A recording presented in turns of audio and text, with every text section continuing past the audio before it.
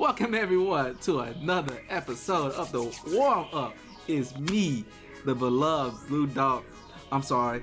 I'm so lost. I'm so lost, man. It's me, man. Look, Bulldog Chris. I'm sorry, man. I saw blood in the water. Bandwagon fan Chris. Wow, Bulldog Chris is in the building. We have Reg, we have Kev RL, and Deuce. Is that you? Is that you? What is that? I have no idea. We talking about old stuff. We talking about old stuff. Wow. So, oh man, old stuff last year. Last year. Hey man, it's a new year. It stays cold like that offense Alabama's putting out. Hey, the offense almost won the game tonight, man. Who offense? Let's not forget we were down 2-star receivers. Oh, this and what Georgia still had a hard time stopping us. This what we doing? Oh, okay. All right. Cool. All right. Well, you know what? Outside of the Georgia Bulldogs, we the only ones that ain't had no. Oh my God. Let's go. Let's get the intro off the ground. It's been a while. We haven't seen y'all in a while. Let's go ahead and get this intro. I know, man. Say what's up to the fans, the stars, and folks who've been waiting for us to put out another pod, man. Say what's up to the fans, guys. What's up, everybody? You know life's been happening, but we back. Hey, for those Roll Tide, don't disrespect my intro with that. For those Roll Tide people, I mess with you, man. For the others, you haven't been initiated yet. It's all good. Wow, that's it right there. Wow. That's why you got all that stuff tonight. I'm telling you. I don't know what you're talking about, it looked like he's overcompensating. It's like he's trying to hide his feelings by having like that paraphernalia. Go ahead. Look like the Alabama secondary wasn't initiated either, but we'll go get into that. But we were down both of our cornerbacks. Two of them. Here we go. Okay, down two. We were playing with cats that don't have that playing time yet. But you know what? It's all good because we're coming back next year. And we gave Georgia a scare. Oh, you did.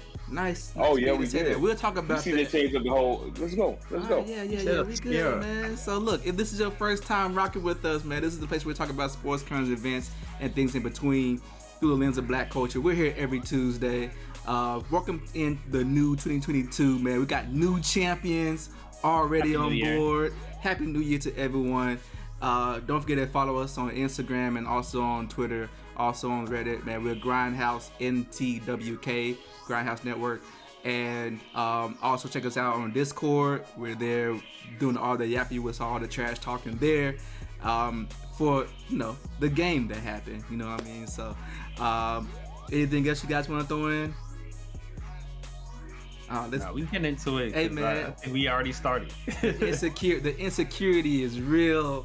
It's very palpable. You can see, man, the Georgia Bulldogs dominated the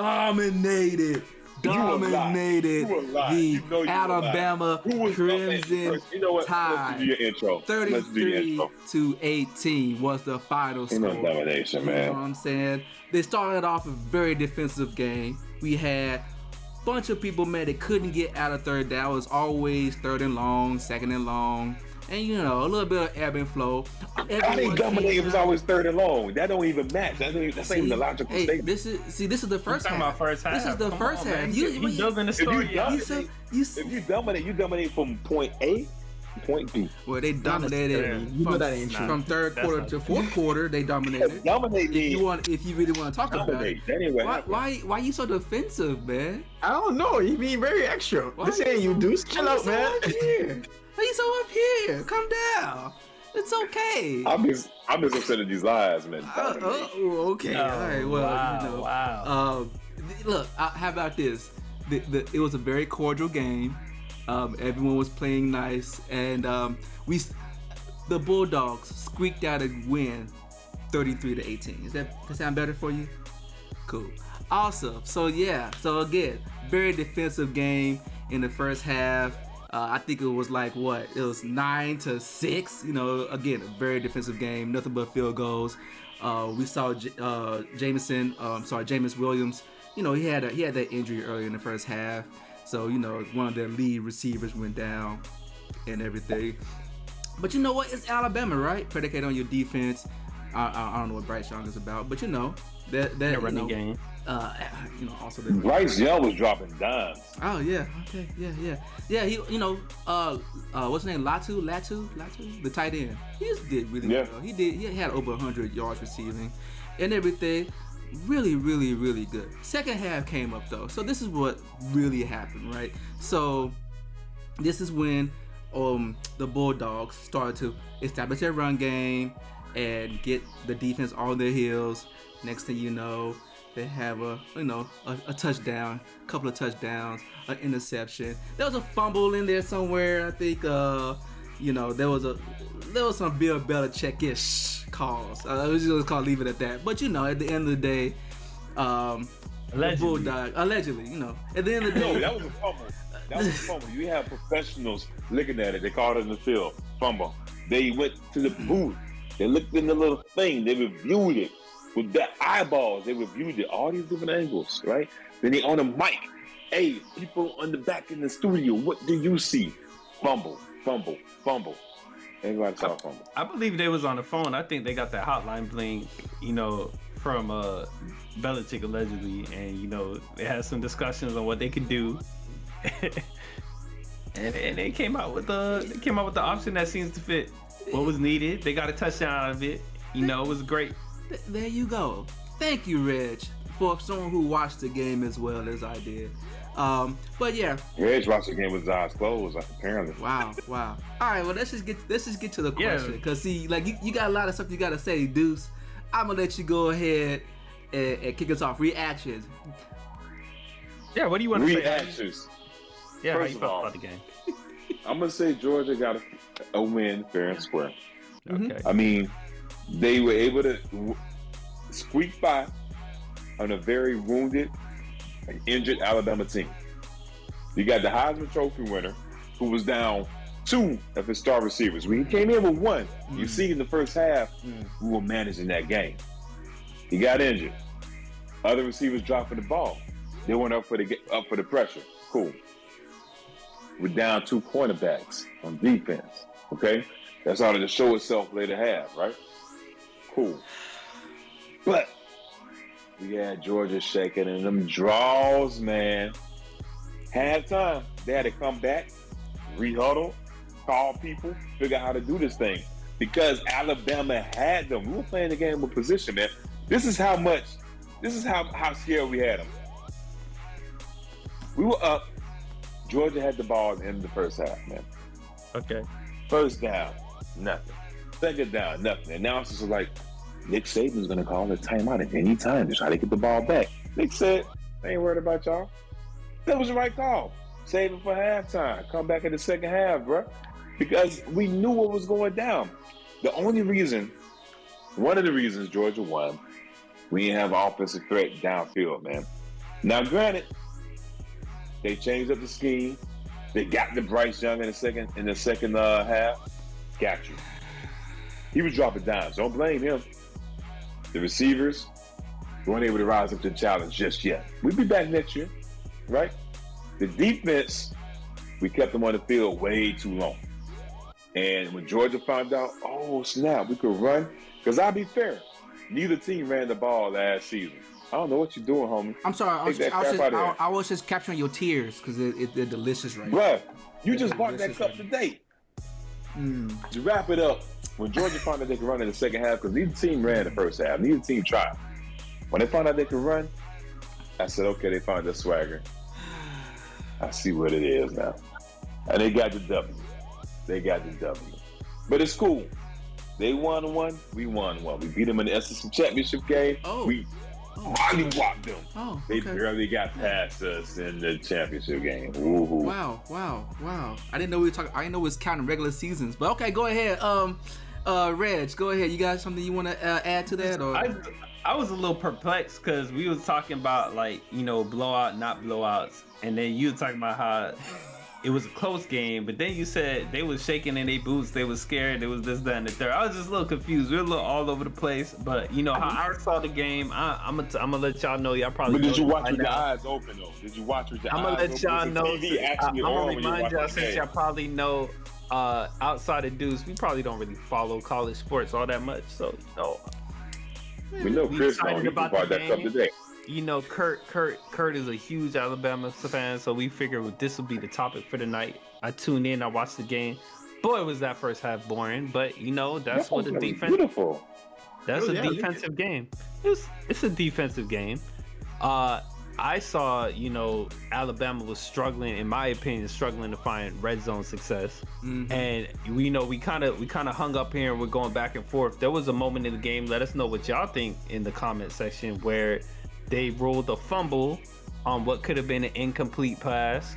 But they ruled it a fumble that was recovered inbounds, and Alabama was able to. Hey, it is what it is. That's what was called. Alabama was able to convert that for their first touchdown in the end zone. Besides that, they just had to keep selling for field goals. They just were not doing very well in the end zone. So now, going into the second half, I don't know what was going on with Alabama's secondary, but they was just getting burnt. Smoke. Man got smoked. He was just like, nah, I'm gonna just go ahead and tackle. The ball wasn't even thrown yet. He said, I'm gonna just tackle this dude and take the 15-yard penalty. I mean, it is pass interference because ain't no way I'm gonna let this touchdown get up and coach gonna chew me out. All right, bet. Hit that same side of the field again. Touchdown, long bomb. And then throughout, they just penalties. Yeah. That secondary is just getting burnt, and they just kept putting hands on the receivers, and that's really what killed them. There was a drive that I felt like they were gonna just go 3 and out, and they just gave them a freebie with even the touchdown right before that. I forgot to mention that was a freebie because it was offside. So he's just like, oh, I'm gonna throw this one up, see what happens. Yep. That was the touchdown that hurt them. And then that pass interference really just gave them a chance to get another touchdown. And then they did a full-on blitz in the red zone. That was it. Then the interception was just the dagger, the icing on the cake. But all these mistakes leading up to it, that's how I saw it. Let me know what y'all think. Astounding. Yeah, Very astute. That was not good.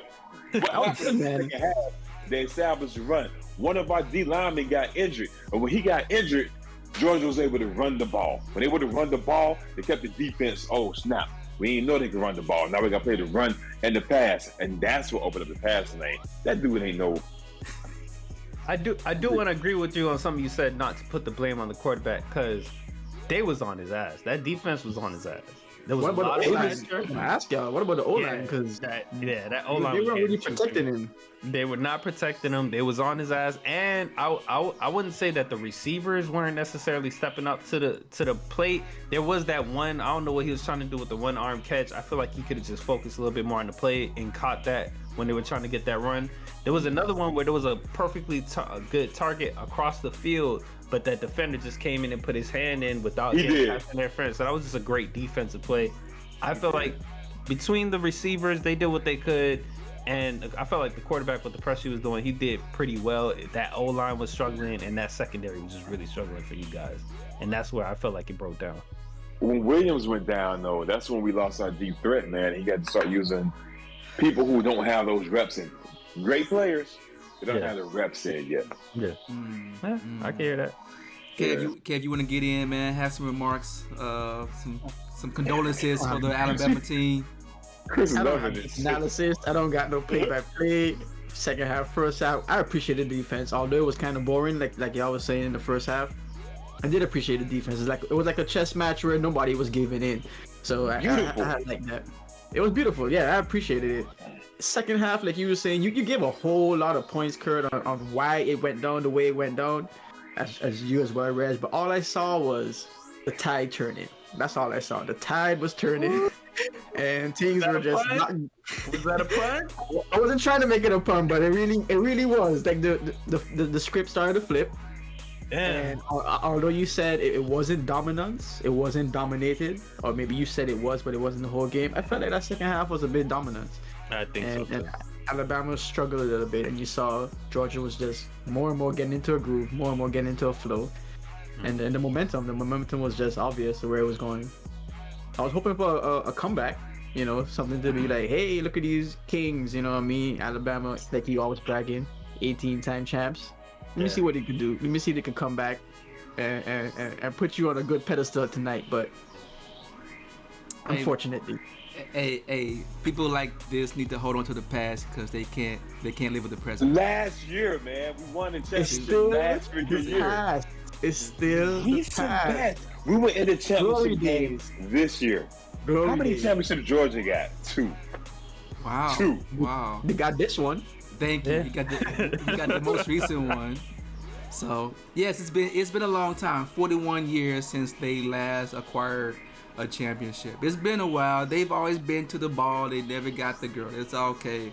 You know what I'm saying? Because it comes. Bama took the girl. When it comes on time. So You were saying that last year when Bama won. I mean, are we talking about last year or are we talking about this year? I'm talking about what you said last year. But go ahead. What's your commentary on it? I want to hear new Georgia fan, Look, number one, bandwagon fan. What look, you got? Look, don't get mad at me because your team. What's the license plate on that bandwagon? Are you done or are you finished? I was asking, where'd you buy that ticket? You know, Where'd you it's buy okay. that ticket? Look, man, all I want to say is shout out to Stetson. You know what I'm saying? I know he threw intentional grounding a couple of times. They called a fumble one time of those 2 times. It was a fumble. Shout out to Zamir White. Again, he showed y'all how to run the ball.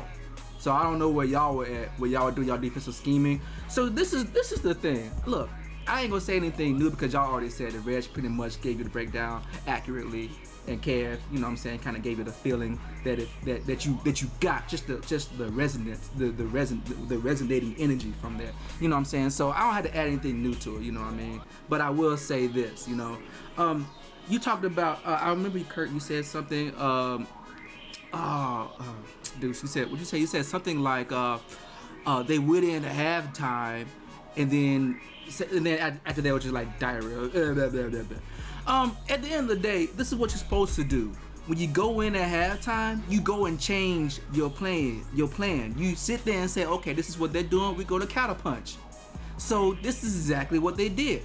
They didn't run the ball in the first half. They were throwing, chucking it, you know what I'm saying, trying to do screen passes. They're trying to do some quick hitches, some digs, and all that stuff. It just wasn't working because guess what? Alabama's edge rushers were coming for Stetson. They were hitting them too. Look, shout out to Alabama's front 4. You know what I'm saying? They did their job. Both of them quarterbacks are taking some flops today. Exactly. So shout out to them. They're the only ones who came to play. So this is what you do. You say, okay, well, let's get back to our identity. Running the ball. They ran the ball in the second half. They got you guys on your heels. You guys didn't know what to do. I don't know what y'all were doing at halftime. Guess you're watching the Katy Perry video. That was it. You know what I'm saying? So, don't get mad at the Bulldogs for doing their job in halftime in the locker room. So at the end of the day, they came back and they adjusted. They knew what to do. They knew how to get you guys. They found the counter punch. And at the end of the day, man, you can blame the cornerbacks for getting smoked multiple times. So, I don't have anything else to add. I just really appreciated this game. Go Bulldogs. We here. Woo! So, There you go. anything else you guys want to add? I'm glad you brought that point up because that blew my mind too. It slipped me when it was my chance to talk, but man, when you said that news, I was like, wait, what? What do you say? You mean like the gameplay, like what sports is about? So You mean like first of halftime all, adjustments? I know, was so right? confused. No, we made I was it. Thank you. extremely confused, you. but Thank you. Thank you. it was weird. I mean, It was- I have a question for you dudes. Like we said Nick Saban is, or people say Nick Saban may be the greatest. He is the greatest. Okay, the greatest of all time. I understand you get some injuries in your backfield. It happens. How does that speak to your coaching that your backups, your depth chart, is so just ill prepared? Mhm. Just so ill prepared. Mhm. Like they. Whoa. Mm-hmm. First of all, Hey, what are you guys doing right now? Y'all I just want to Let's understand. talk about this. Let's talk about this. So the blowout games that we have throughout the season, Saban is the first to pull the starters and put the backups in. Okay, but what the question you're asking is, how can the people who are not starters rise to the occasion in the biggest lights in their young career? Is what you're asking. Biggest lights in their young career. Against, let's be real. I'm gonna be real. Georgia's defense was phenomenal. So for the receivers that normally don't start to go against that defense, when we won the SEC championship game, we had our stars. It's easy to rotate those deep in the bench players in when you have your star players. Without them, I hear you on the offense. Yeah. With the pressure on the quarterback, and we talked about that. I said there was a lot of pressure on the quarterback. O-line was getting chewed through, and you said there was some injured receivers. I get that on the offense. What I'm talking about on defense, how were they so, like, they just couldn't, like, it was literally the man just like, I can't do nothing. I'm going to tackle this because there's nothing I can do. I'm just getting burnt so bad. The other one on the other side, hands all over the receiver. There's nothing I can do. And the coach is not like, okay, can they not run a zone? Was there nothing they could do to help these guys out? Like, what does that say about the coaching? Like, there was no adjustment there. If anything, there was a lack of adjustment because they weren't doing that bad in the first half, I felt like. Because we had no reason to respect Georgia's quarterback. And to be honest, we still don't have a reason to respect Georgia's quarterback. He got hot when the running game exploded. That was a miscalculation. We should have came in with the renewed emphasis to shut down Georgia's running game and make the QB beat us because he's not able to. The only reason he was able to get those passes because that run game just again blew up. does that speak to coaching? Because if y'all to now you making it even worse because you telling me coming out the gate only thing y'all needed to do was stop this run game because this quarterback don't got it. He don't got the arm. He don't got the skill. He can't place it. They don't got the receivers. Whatever you're saying, like, so they could have just really focused on the run game. That didn't happen. So I'm just, does that speak to like some lapse in coaching, preparedness? Like, what does that say? I'm just asking as a fan, like watching the game, I wouldn't understand like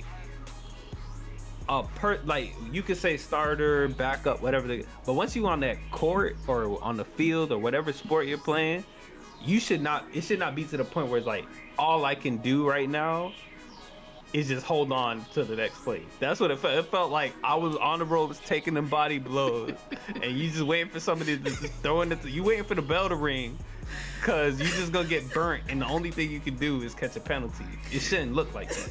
That's what I was doing. Let's remember this too, because Alabama's offense was not on point. The defense was out there for the majority of the game. Okay. The boys got tired, man. That's what happened. And then when Georgia started establishing the run, now you got to play up for the run. You also got to play back for the pass. You can only play for so long. And Nick had to go with the guys that he trusted in the situation because the game was getting tight, especially without the two-star cornerbacks. So all the mistakes, somebody in the secondary, you got new cats up there. Yeah. That makes sense because with the lack of depth, too, you're not rotating guys out. So it's the same guys on the field. Okay. That's especially in crunch time. Yeah. Hey, why did when I heard you talk about the cornerbacks, it reminded me of the Jimmy Butler in the finals where he was bent over, like gasping for air, like needing help. That's what it looked like, bro. Cause like I'm not even gonna lie to you, like usually like you might be watching a sport and you be like you see somebody do like a foul and you be like like you should have tried to do it, but when he just went ahead and just took that PI and just tackled the player, I was just like, I see, you did what you had to do, bro. Like I wasn't even mad at it. He was like, yeah, it was that intentional foul. Like I wasn't mad at it, but it just looked bad to me. It just looked bad, and I hear the reason is you're giving, but I just feel like at that stage, at that platform, you have practice squads, like. Obviously, like your starters are those guys you trust and you go to, but you have practice guys, and they're not just sitting on the couch all day, all season. They're working, they're putting in work, and they're getting prepared too. So that was just surprising to me. Like you may not be as good, you may get beat. Like it might be a close, but the wide receiver just might edge you out. But the fact that you just like you could have just put anybody in that point, it looked like. That was a little weird to me. You're right, but the starters get those starters reps though in practice. Yeah. So they get the majority of the reps, and they building up that endurance. It's one thing to get beat, but they was looking like I ain't have a shot. Like this was. They looked like they were not even corners. That's what it looks like. It looked like if you took somebody out of the position, it's like, damn, we're down. You got to play corner today. That's what it looked like, and that was a little that was a little weird. It is what it is. I hear what you're saying. Cool. Anything else, guys? Go ahead. I got a really quick question for Deuce. Was this inevitable? Because you made all these statements about who was injured, who wasn't there, and all these things that was done. So are you saying that Alabama just was going to lose this game? I'm gonna say it's hard to beat a good team twice. It's extremely hard to beat a great team twice. And as much as I hate Georgia, I ain't gonna sit here and belittle that team. That defense is legit. And for us to beat them twice and without any time to really adjust, you're talking about SEC championship game, one playoff game, then you play again. That's tough. Yeah. That's tough. Because had it been vice versa, I would have said you're not gonna beat Alabama twice. Mm-hmm. Yeah. This Georgia team, you're not gonna beat them twice. So I mean, there's no good losses. I'm not about that whole more victory participation points, but I can respect that. I can respect this loss. Have we lost to Cincinnati? Bro, I won't even be on this podcast. Nah. I still feel like Alabama could have won this one. They had a couple chances. They messed up in the red zone. They missed those opportunities. They had a couple of these plays that, I felt like the defense could have held out, but they did silly mistakes. Like I felt like that second PI that I felt like kind of cost him the game. He could have just put his hands up. He was in the right place. He wasn't burnt. He just put his hands on the receiver and got it. I don't know why he did that. Yeah, he was in front of him. Yeah, and the QB overthrew it. Like it wasn't even. Yeah. So it was just silly mistakes. The hell went in the game. Yep. So it's all good. But we shifted. I didn't mean to cut you off there, but we shifted more. This is not a traditional Bama team because our traditional Bama teams are built on run and defense. This team was built on the quarterback, which is something Saban really doesn't like because of situations like this. But yeah, there were times we could have won it, but there's a good Georgia team, whatever, man. Georgia, they win one every 50 years. We'll give them this one. Tough fight. Great season still. Yeah. So, better luck next year, man. So we're going to relish in this, us being the Georgia Bulldogs. Ain't nobody gonna relish in this. Nice second place. It's a one-off. Nice second place, Alabama. We'll see you there next year. And man. Y'all won't be there. We'll be there. Y'all won't be there. Okay. All right. Georgia ain't gonna you also said that when y'all win today, blah blah blah, yada yada. Blah just came out your mouth. So, I can't. Your word ain't really credible right now. So, it's okay though.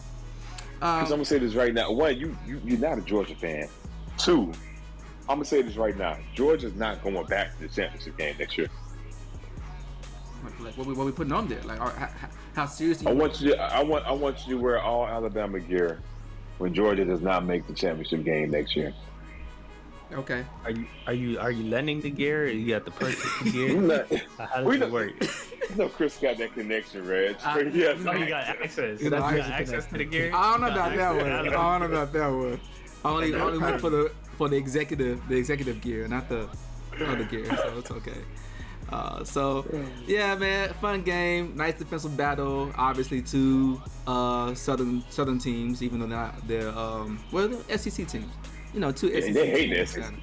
They hate that, man. But I mean, when the two SEC teams meet, they're the best championship games in the college football playoff history. Yeah. The other ones have been blowouts. Yeah. Ain't no one trying to see no Notre Dame go back to the championship game. So yeah, man.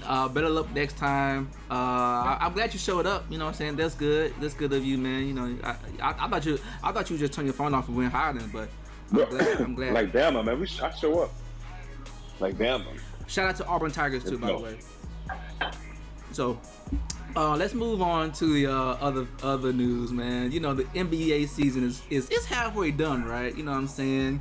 It's the season of the comeback, yo. We got all these players just coming back. You know what I'm saying? Getting these 10-day contracts due to injuries, and whatnot. Some people are just coming back from injuries. So we're gonna talk about a little bit, man. We're gonna talk about the ones that at least are important. So you had your boy Kyrie, man. He finally got whatever it was situated to play in whatever games he's eligible for. So he had his first game in Indiana, man, and he also gets to meet up with another guy first day back, you know what I'm saying? T-Day contract. Lance to make you dance, you know, and came back out here, man, to just, you know what I'm saying, put folks on skates, Lance, baby. Born ready, you know. And then, you know, other people, Klay Thompson, you know, we've been seeing the previews for that all season about him coming back. 2 years, he 2.5 years. Exactly. 2.5 years, man. That's tough. Yeah. So he finally made his debut after the 2.5, you know what I'm saying, sideline injuries and things like that. So he came back against the Cleveland Cavaliers, and then we had Joe Johnson. I don't know what to say about Joe Johnson. He got signed to the Boston Celtics, and that's pretty much it. So, you know, like I said, it's a year of the 10 days, year of the comebacks. I'm still waiting for Jamal Crawford to get his call up. Yeah, why is he not getting that? That's odd. I don't know, man. But you know, of these players we've seen so far, man, I'll start with Kev. Who had the best kind of like day one, game one performance of the 2021-22 season? Ooh, tough. If I'm going off of just stats, I will give it to Kyrie. Kyrie came out. He had that 22 points, some assists, some rebounds. He kind of was all over the place. He was doing his thing, and knowing that he wasn't playing, to come back and just get back into the groove of that was pretty impressive. I consider the same about Lance Stevenson too. He's been pretty solid, and I think he might be a good pickup for the Pacers. But I gotta give it to Kyrie for the best game back. Okay, all right. Reg, you got something? I'll have to say you got to go with that storyline, man. We've been waiting on Klay Thompson. Yes. We've been waiting on Klay for so long. He came out and he just went back at it. Like, you know, there was a little rust here and there, but he didn't come in there like soft shooting. He was like, nah, I'm coming out here to ball. Threw up, I think they say he took 18 shots. I think he scored like something like I don't know, the little amount of time that I saw, he had already scored like 10 points in like not even 10 minutes. Like he was out there being aggressive, doing his thing. So that was beautiful to see. Very happy to see Kyrie come back. You know, I think Kyrie been ready to play. Like he been staying in shape, doing his thing. He got to play with the team thus far. It wasn't 2.5 years. Like, so for him, like I'm really glad that he came back and played at a high level. I know a lot of people don't like him. He's a little controversial sometimes, but you know, they were seeing that they were having a shortage, and they're like, hey, we'll work with this guy. Doesn't make sense to not have him on the roster. And they went ahead and made that move. So that was exciting too. And what was our third? Our Lance, blowing your ear, Lance. You know, he came in there and dropped 20 in one quarter. That was impressive. He's also a fan favorite of the Pacers. So, you know, he was back there showing love to some of the Pacers fans that were in attendance. And I think for that team, that probably felt good to have him there, you know. So that's how I saw it. Okay, all right, Deuce, man, what you got? Hey, man, Don't say Klay Reg, Thompson. man. Don't say Klay Thompson, please. You know it's Klay. Gotta go 31 months out of the game, man.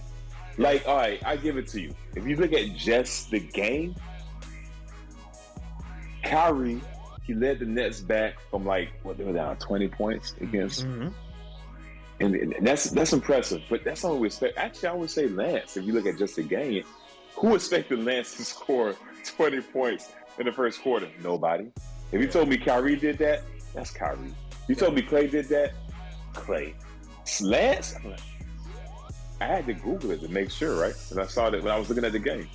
So just the game, I would give it a Lance because Kyrie and Klay, these are stars in the league. But you talk about the narrative, man. Kyrie, we knew he was coming. Nobody knew he was going to play this year. But he wasn't injured. He was ready. This is policy stuff, right? Klay coming back from 2 injuries, right? Perimeter player, 900 foot. He's never played in the Chase Center, man. Never played in the Chase Center. That's crazy. That's fact. Yeah. Man, you bringing out some damn.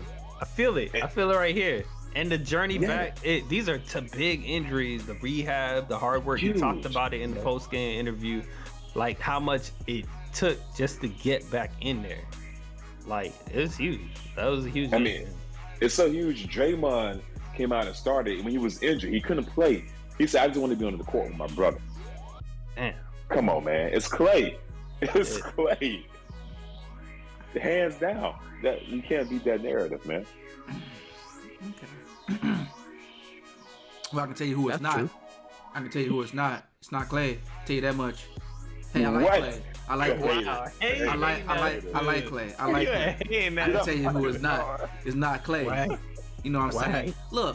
Look. They play against the Cleveland Cavaliers. Cleveland Cavaliers are pretty good. Very surprising. Pretty good. They're surprising. They're a team that is surprising most of the NBA. It came out of nowhere. Weren't you just talking about how they wanted like top 3 defensive rated teams? They Oh, are. number 3 in defensive efficiency, and They're really good. They still beat them by like 15 or something like that. Okay. They're the new Twin Towers. They got 2 7-footers in the paint. New Twin Towers. I get that. Klay only played half a game.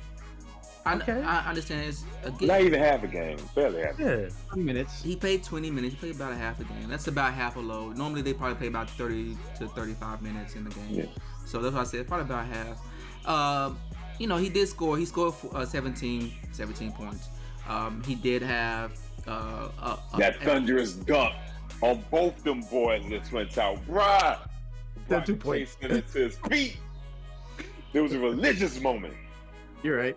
He scored. I don't know about religious, but yeah. He shot 7 for 18. He was not Klay. He was not the Klay that we know to be. That's all I'm saying. They all said that. Huh? Yeah, we wouldn't have expected that. Yeah. So what is the question? Who had the best day one game? You guys went into the story and the lore and the mysticism. We agreed with Kev, because even Kev, when he gave his answer, he specifically said, "Oh, you talking about just the game?" And that's when I jumped in. Yeah. I said, I agree with you with just the game. Mm-hmm. To me, the best player was Kyrie. He gave a good answer with Lance because of expectations and coming back from not being in the league versus Kyrie, who has been playing at that high level and even advanced to the playoffs last season. So he's definitely been playing at a high level. And if you look at what's around Kyrie versus what's around Lance Stevenson, like both are good answers. But with the narrative of what's coming back, like you said, okay, he wasn't as efficient. What we expect from Klay, but we talking about when he was at his peak. The man hasn't. If you took anybody off the shelf, I don't care if it's Jordan. If you talking about 2.5 years he hasn't touched the court, you gonna expect some rust. Okay. So given everything he had to do coming, not just I retired for 2 years, but being injured and having to work through that, like that's why we put it up there. It's an iconic moment. It's gonna be an iconic moment. The day Klay came back. It's a great average game. I'm not disagreeing with anything you This said. dude is a hater. Oh my god! I'm just Intangibles. You gotta take the intangibles. The story perspective. I think it's a valid view of the sport because it's entertainment at the end of the day. So I think to bring the storyline into it, I don't know if it doesn't count for anything. I think it counts for something. That's totally fine. You know what? If we talked about storyline and we talked about all the intangibles, you know what? Klay has the best story right now because, again, it's a comeback season. He had 2 very, very bad injuries, and he got injured in the championship game. So like, there's all this redemption and all this like bounce back. Like, I get it. I get it. Look, I like Big Trouble in Little China as a movie. The acting ain't that great. There's some questionable acting, but guess what? I'll watch it to this day because I know it's fun. It's fun. It doesn't mean they're great actors. They're not getting Oscars. Klay is just he played an average game.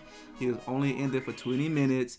He didn't even shoot 50%. He didn't even shoot 45%. He shot like 38%.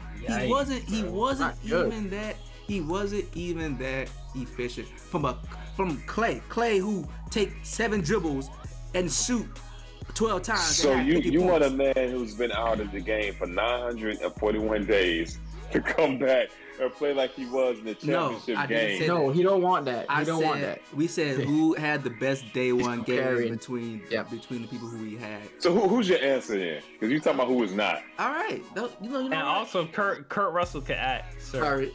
No, Kurt Russell could, but not some of the other ancillary actors.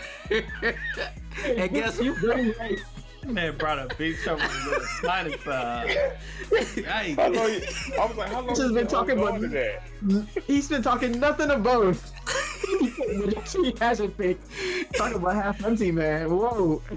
Look, man. Look, this is. What's your pick? Go to your pick. I was gonna pick Lance and make him dance because no one saw that coming, yo. Look, all Now the you people- talking about story and what people saw coming. I'm just saying, but no one. Hold on, but I'm just saying, no one saw him coming, and you know what I'm saying. They were beating the Nets. They were whooping the Nets. That's what I'm saying. No one thought that. Look, I would have thought that he would have came in and probably did about 50%. The dude scored 12 or 19. He only missed 6 shots, 7 shots. Like that's, to me, I feel like that's the biggest surprise. I'm not surprised to see Klay be average on his first day back on the job. I expect that. You know what I mean? So, and also they played at home. He played with the most comfortable. They scheduled his comeback. He already knew, like, all that was like a mental thing he could prepare for. And no one saw Lance Stevenson coming in. The fact that it was so surprising, he got a contract for the rest of the season. Like, no one saw that coming. You know what I'm saying? So, It was his overall performance though for the whole 10 days, but yeah. Yeah, but true. But I'm just, even then, it's consistency. But we talking about what they won. That's fine. I just said, and honestly, we haven't seen Kyrie since, so we don't know. Well, they lost against Portland, and Lance, the game he played against the Knicks. I'm not sure what team he was on though.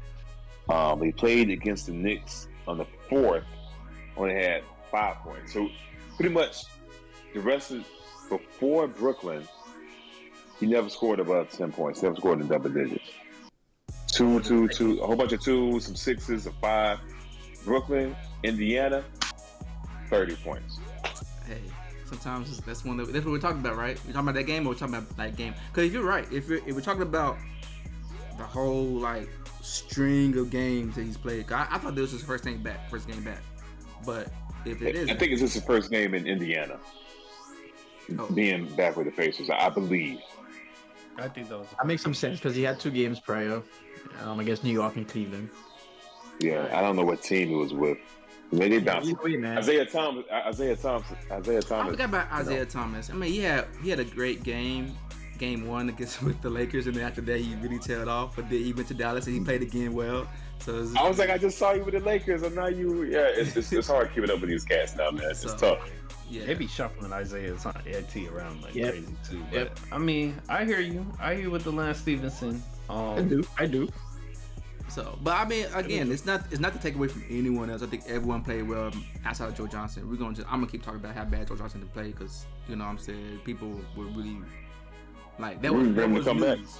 That was just news. I'm like, why is this even news? But he's not even playing. So, but yeah, man, you know, Lance worked his way to the rest of like a season contract. Like that's crazy. Kyrie, again, he's gonna be there. We're gonna see him half the time. He's gonna be Kyrie. I don't think he's gonna be more or less than what he is. But I mean, it was still good. So yeah, that's just my pick. You know, Lance Stevenson. So yeah, go ahead. I'll also make a comment about Kyrie. There was a lot of talk about, you know, Kyrie this, Kyrie that, what he doing, what he's not doing, and how people feel about it. His teammates seem really happy to have him back on the court. Oh yeah, definitely. I think guys who know him, especially in the locker room, they'll vouch for him. Like they really they think he's a cool dude. So you'll never hear anyone talk bad about Kyrie from the locker. I know. I was just talking about, you know, the media saying, oh, like if you, or just us, you know, even commentators and sports spectators, oh, if he would just do this, oh, the team probably hates him, he's always distracting. But you know, and even reps from other places, you know, on the Celtics, when he was on the Cleveland Cavaliers, oh, he's this type of teammate, he's that. So just saying, like, seeing him on the court, it looked like people were happy to have him there. The fans too. I don't feel like the fans felt like, oh man. I mean, Kyrie is I would love to see Kyrie play live, man. That's art. That's basketball art. Yeah. Yeah, that was a treat for them. It's cool to get, like you said, it's cool to get 2 of the more unique individuals back in Klay and Kyrie in the NBA. Yeah. Well, Kyrie part-time. I mean, Klay's gonna be pretty much part-time too, just like you say, he played 20 minutes a day. I don't think that, especially they already have a very successful season, I think they're gonna work him back in slowly. I don't foresee him playing a lot of minutes anytime soon. He's gonna be probably captain. I don't see him playing the back-to-backs anytime soon. Exactly. Work him in. Yeah, which is fair. Look, don't rush him back. He needs time to get back into game shape. So I mean, don't rush it. Look, because the Warriors have a black, like, that's a bad spot. Durant championship game, rushed him back. Klay, they brought him back the next year, another injury. So their medical staff they should have an entirely new medical staff right now. Those are just because ain't nobody talking about medical staff in LA right now. Nah, ain't nobody talking about that. So can it be possible that people just getting injured, or is it the doctor's fault that AD keep getting hurt? Hey, well, AD fragile. Doctor's fault. That's what I'm saying. Like we talking about the medical staff. I'm just like, it happens sometimes. But I'm talking about two cats is not fragile though, and KD. Fragile is not LeBron never got injured before he got to the Lakers. Ever. That's a Laker curse, man. He that's shouldn't be. And that's that guy rolled into his ankle. That was just a very unfortunate. That guy. No, but man, even a high ankle. even his first year at the Lakers, he got the groin injury. Yeah, he did. Yeah, he did. That's true. But he been funny with his groin though when it comes to like just cramps and pulling muscles and stuff like that. Maybe it was just time. Hey, He got to hydrate. I don't know what it is. Hey, he had cramps in Miami, so this is his first official. Don't injury. remind me, bro. Don't You got that cramp in San Antonio, bro. Stop it, bro. They cut the AC off on him. Y'all ain't see. It was a strategic. I don't know how. It wasn't even Silver was around. I think it was still what's his case, David Stern. I don't know how they allowed them to play the game without the AC. But we not gonna talk about how the Spurs robbed the Heat of that championship. You sound like someone else today, man. Someone robbed them. Hey, listen, if they cut the water supply to the football players and Kurt made us think about it, I will be right there with him. They cut off the AC in San Antonio in the summer. Come on, no. That was an all-time great team, that Spurs team, man. That was an all-time great team. Yeah, they really put the hurting on them. Yeah. So, all right, man. But like, real quick, man. Who you guys think is going to be the most valuable to their team going forward? We talked about the people already. They had a day one. Then they got a long-term view. Who's the most valuable for their team? Reg.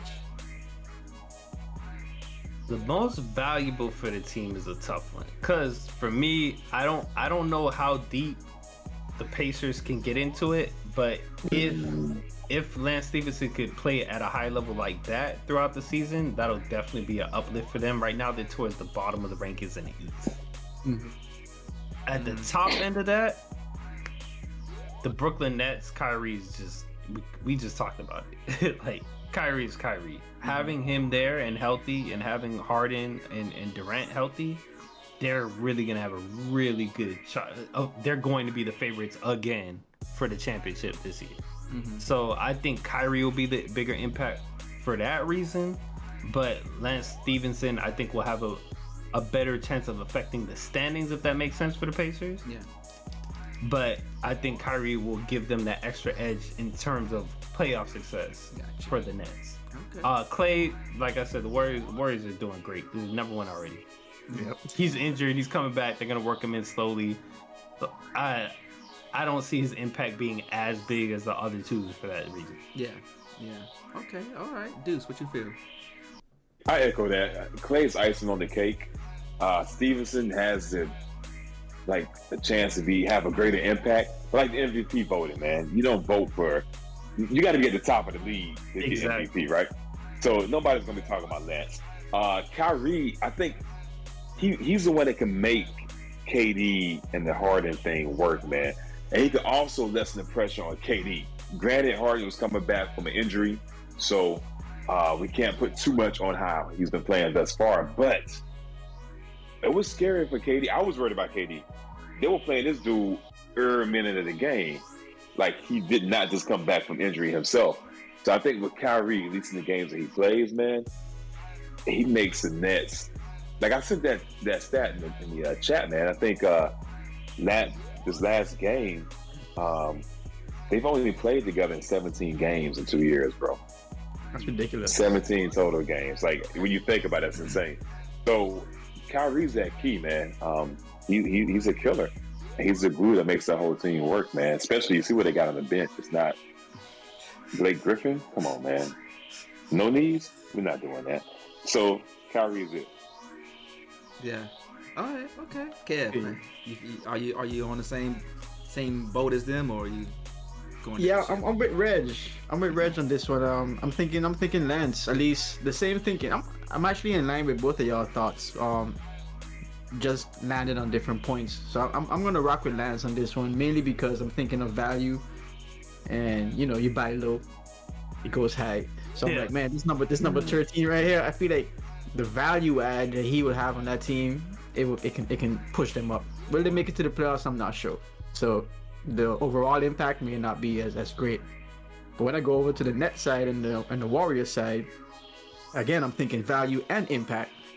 And while I think Klay is an extremely valuable player to have back, especially in games where Curry is maybe not, something to do Curry funny, man, and the shot just goes off a little bit and he's not making anything. So maybe Klay could come in and calm those moments down, and I think that could be an extremely valuable player to have again moving forward. Third quarter Klay, there you go. And so he's there, but again, they're number one. So like, how much value can you add to 100%? Like, y'all already like playing pretty well. Nets, similar argument. They're number two, and they've been playing pretty well. So again, how much more can you push them up above the line? I like what either Reg or Deuce, one of y'all talked about playoff time, and that's where Kyrie's going to come in to be a great impact. And I think that makes sense. It will definitely help them there. But I've also seen some news and feelings and opinions and all these things coming out about him being back, him being part-time, having to deal with the ebbs and flows of people starting 1 minute and then coming off the bench the next, particularly Patty Mills, who's been experiencing some shooting woes of recent games. And he's been good for them though overall. He's been good for them, but he's been horrible lately. Shooting 25%. Yeah. So I saw that article. Honestly, I didn't subscribe to it, but I did take their points and said that it's valid. Some inconsistencies. Yeah, it definitely would affect him, but at the same time, things are hard at first, messy in the middle, beautiful at the end. So they just got to work through that part-time thing, and let's see what happens there. But it's gonna be something for them to work through. So Kyrie's like a double-edged sword. That's how I'm gonna go with Lance. And something I wasn't thinking about until you just brought that up too is come playoff time, like they're the favorites, so they're probably gonna have home court advantage. So there's gonna be that you can't play in New York. You play. You're gonna play two without him in New York. Then you play two elsewhere. Then you can play, and that's hoping. So does that work with like? So if he plays in San Francisco, can you play? No, I don't. Or only the home team has the restriction. I know for New York, unvaccinated players on the visiting team can play in New York, which is weird. That was on the Brian and Windhurst podcast. Okay. But San Francisco, I don't know. I don't know about San Fran. So that might just be only a visiting player thing. Like the visiting player can play. So 2 in New York, 2 elsewhere, and then that if it goes to a game 7, Kyrie's out. So that's gonna be something to watch too, and that'll affect his ability to impact as well. And I think Chicago's going to that because they're number one. Let's assume Chicago finishes out number one, like the season is right now. The question they have to ask: do we want to stay number one? Because the benefit is, okay, we only have to go through either the Nets or Milwaukee because they should play each other. Something should happen now. They don't have to go through both. If they're number 2, they could possibly have to battle both. But you have less Kyrie. So it's going to cause some chess moves in the East for sure with the Kyrie situation. I think people learned their lesson from last season. I don't think nobody's going to try and I think the Clippers, man, I don't know what's up with the Clippers, man. They got something on their back they got to shake off. Yeah, I think everybody's just going to do what they can. They're not going to push it too hard, but I think everybody's going to try and land themselves the best seeds as possible, especially with the play-in. You don't want to risk anything with the play-in. It's kind of tight. Yeah. Just even looking at who's 8th, 9th, and 10th right now, it's still kind of tight in the East. In the East? Yeah. Yeah, I don't have much to add. I think I would say the same. Kyrie, I think is more valuable. I mean, Klay Thompson, like Warriors are doing great without Klay Thompson. Yeah. I think even without Klay Thompson, they can probably make it. Like it's pretty good. You make it to the conference finals or further. So the value add is probably gonna be marginal. Kyrie, I kind of echo a lot of what you guys are saying. He's a a balancing force between Kyrie. I mean, between Harden and Durant. And also just he allows Durant not to have to play the entire freaking game. Exactly. And we have to watch Nash say we don't want Durant to play the entire game, bruh. Exactly. So, but yeah, the tricky part is whether you want to sit in the playoff seating, because I mean it may be more advantageous for you to have to be away, to fall be into that 5, yeah. So, but I don't think they're gonna play that strategy. I think they have enough. I think they're going to stay the course and try to be the best, have the best record. But again, even then, like, okay, that's fine. You just have Kyrie through those games, but he's gonna be resting at least 2 days. That's true. So he's just gonna have fresh legs. So that wear and tear just won't be on him. So I don't know, man. I think he's more valuable than even Lance. I mean, Lance is just like it's a consolation prize at this point.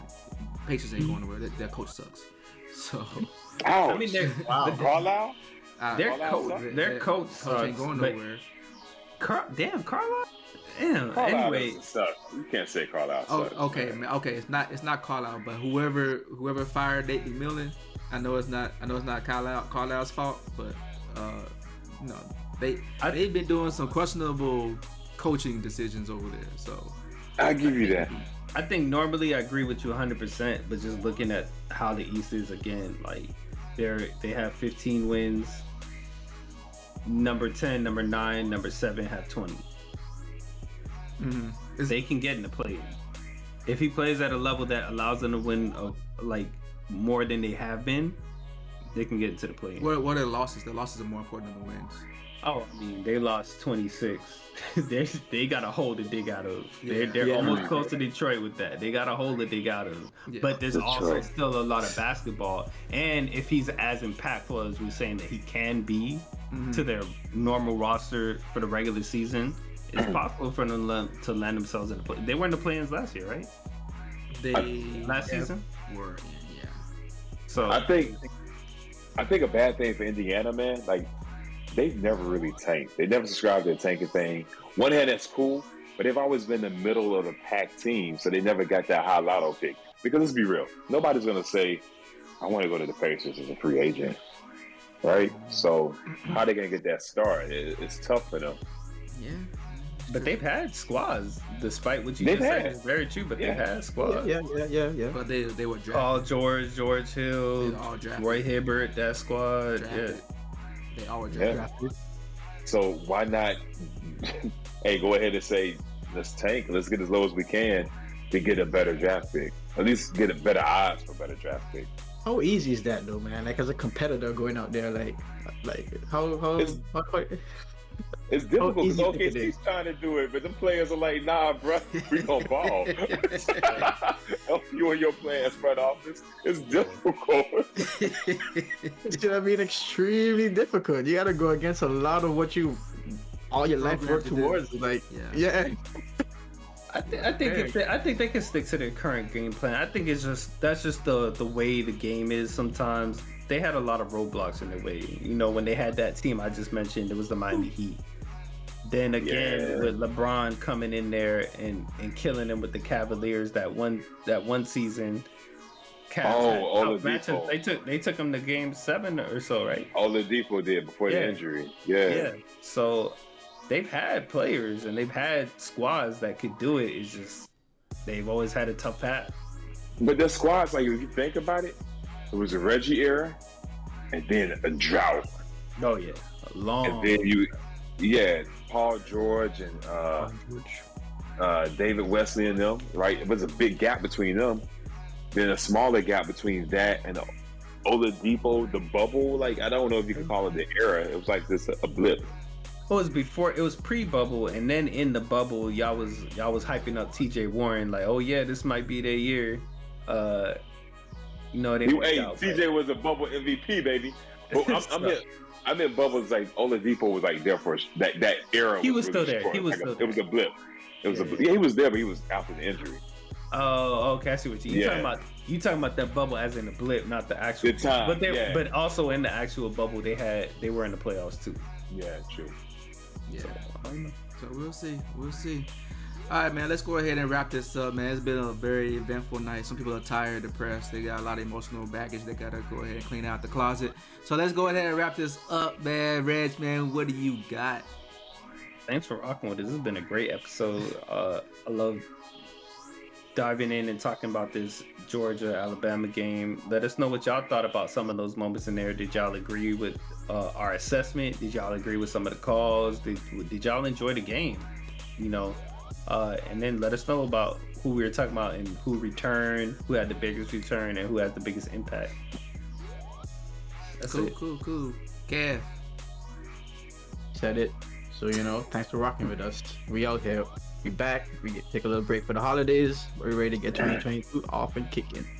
Cool. Hey, Deuce, do you have a factoid that you would like to share with us in the court? Alabama is the only program to win the SEC title game in every decade since they created the SEC in 1933, bro. Titletown, Tuscaloosa, baby. I'll let you know. We'll be back next year.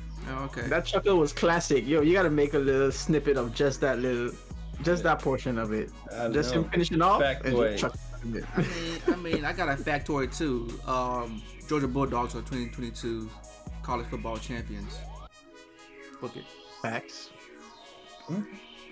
So, with that said, we'll go ahead and sign off, man. Like, subscribe, comment, tell a friend and tell a friend. Give us 5 stars, man. Rock with us on the audio, on the Spotify, on the Apple Podcasts, all that stuff, man. And we're here every Tuesday, so we're gonna drop it every Tuesday. We're back. 2022 is in full swing, so we're gonna be here. So I'll let everyone go, man. Y'all have a good day until next Tuesday, where we be back. So until then, guys, deuces. All right, later, y'all. Later.